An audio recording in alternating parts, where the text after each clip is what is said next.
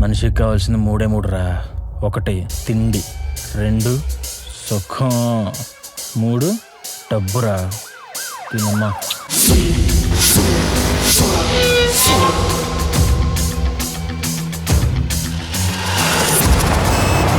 మాతాలక్ష్మి, ప్రపంచంలో ఉన్న అందరినీ నీ బిడ్డలుగా చేసుకుని కాసులు కురిపిస్తున్నావు.